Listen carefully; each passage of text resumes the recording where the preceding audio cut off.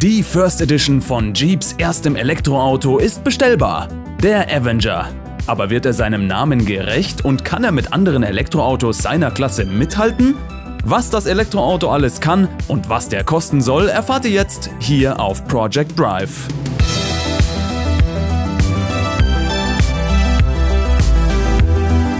Spätestens seit der Zugehörigkeit zum Stellantis-Konzern sieht man nichts mehr vom raubeinigen Holzfäller-Image von früher. Diesel sind in Europa bald passé, fette V8-Benziner jetzt schon und längst rollen die meisten Modelle in Kompakt- und Mittelklasse daher. Selbst das Thema mechanischer Allradantrieb ist künftig durch. Für den 4x4 sorgen dann nur noch zusätzliche E-Motoren an der Hinterachse. Der Avenger muss gar mit Frontantrieb auskommen, zumindest am Anfang. Und obwohl der Avenger kompakt ist, bietet er dennoch alle Funktionen, die man von einem großen Offroad-SUV erwarten würde. Dieser leistungsstarke SUV verfügt über beeindruckende Offroad-Eigenschaften und ein langlebiges Design. Die im Vergleich schlanken Proportionen machen es jedoch möglich, auch gut durch den Stadtverkehr zu kommen. Der neue Jeep Avenger ist auf den ersten Blick, wie ich finde, ein eher kleines und sehr schickes Auto. Dieser Premium-SUV kommt mit dem gleichen Jeep-Styling, aber in einem sauberen, vollelektrischen Design. Im Kern ist der Jeep Avenger ein Kompakt-SUV. Dieser kompakte ist ähnlich groß wie der bestehende Jeep Renegade, aber kleiner als der Kompass. Beim Design bleibt's funktional und markentypisch. 7 Rippen gibt's im Frontgrill, die teuren LED-Scheinwerfer stecken hinter schützenden Polycarbonat und boxig wirkt der kleine 5-Sitzer auch. Kurze Überhänge sorgen dafür, dass Front und Heck in Steigung und Gefälle nicht im Dreck verschrammt werden und unter der Batterie im Unterboden gibt's 20 cm Bodenfreiheit. Weitere gute Ideen sind die dunklen Plastikverkleidungen an den Ecken, die Parkrempler folgenlos lassen. Außerdem gibt es im Avenger einige Easter Eggs. Gemeint sind kleine Anspielungen, die Designer überall im Auto versteckt haben. Beim Sternengucker samt Teleskop in der Frontscheibe stand der Sohn des Chefdesigners Modell. Dazu gibt's Käfer auf dem Dach oder Bergsilhouetten in der Heckscheibe. Also ich finde solche kleinen Spielereien immer ziemlich cool und hebt natürlich die Eigenvorstellung des Autos hervor. Wie findet ihr solche Easter Eggs in Autos? Sagt mir das gerne in den Kommentaren. Drinnen wirkt der Avenger aufgeräumt und praktisch. 2 10,25 Zoll TFT-Bildschirme, dazu Paneele in Wagenfarbe, bequeme Sitze und ein Faltcover wie beim Tablet als Abdeckung der Mittelkonsole. Tasten wählen die Fahrtrichtung und beim Drum-Computer-Sound des Blinkers muss man grinsen. Bei 380 Litern Ladevolumen wie beim VW Golf und knappen Abmessungen bleibt nicht mehr viel für die Rückbank übrig. Für den Kopf passt's, aber Füße und Knie haben es eher eng. Die Dezoni IQ des gleichnamigen Premium-Wallbox-Hersteller aus Deutschland bringt mit ihr, wenn nicht sogar die ultimative Ladelösung in eure Garage.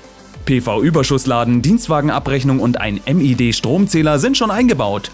Zusätzlich kann man die Wallbox über Over-the-Air-Updates auf dem Laufenden halten und sie dank integrierter farblich anpassbarer LEDs als Lichtquelle nutzen.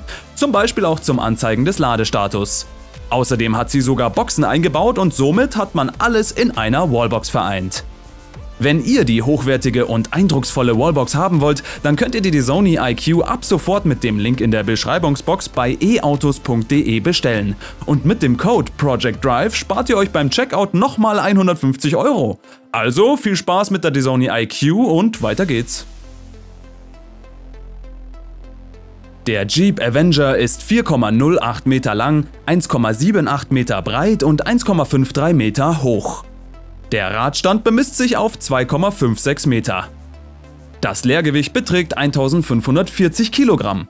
Als Premiere für die Stellantis-Antriebe gibt's für den Avenger einen neuen mit jetzt 156 PS und 260 Newtonmeter Drehmoment und einer Batterie mit netto 51 Kilowattstunden, also 5 mehr als bisher gewohnt. Macht 394 Kilometer Reichweite nach Normzyklus oder gar 550 Kilometer im Citybetrieb, wenn per Rekuperation viel Energie zurückgewonnen werden kann. Aber die Ladeleistung liegt bei nur 100 Kilowatt, die innerhalb 3 Minuten Strom für 30 Kilometer in die Batterie drücken. Auf 80% Kapazität geht's in 24 Minuten, aber nicht von 10, sondern 20% Füllstand aus. Dabei geben die meisten Mitbewerber die Zeit von 10 bis 80% an. Von 0 auf 100 km/h geht es mit dem Jeep Avenger in ca. 9 Sekunden. Die Höchstgeschwindigkeit ist bei 150 km/h abgeregelt. Der Durchschnittsverbrauch liegt laut Hersteller bei ca. 15,7 bis 16,5 Kilowattstunden auf 100 Kilometer. 6 Fahrprogramme gibt's von Normal über Sport, Sand, Matsch und Schnee bis zum Offroad-Assistenten, der auf den Kilometer pro Stunde genau das Tempo hält.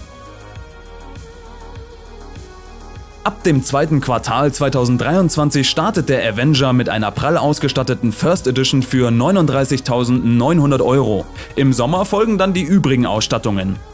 Den bisherigen Renegade wird er nicht ersetzen, der bleibt mit Plug-in-Hybrid und 4x4 im Programm. Und bei uns wird's keinen Verbrenner-Avenger geben, der mit seinem 1-Liter-Benziner nur in Südeuropa fahren darf. Der Preis für die übrigen elektrischen Varianten ist aber noch offen. Wie gefällt euch der Jeep Avenger? Was haltet ihr vom Preis? Sagt mir auch das gern in den Kommentaren. Wenn euch meine Videos gefallen, lasst ein Abo und einen Daumen nach oben für den Algorithmus da. Vergesst auch nicht auf meinem Instagram vorbeizuschauen, den Link dazu findet ihr in der Videobeschreibung. Danke fürs Einschalten und wir sehen uns dann beim nächsten Mal. Ciao!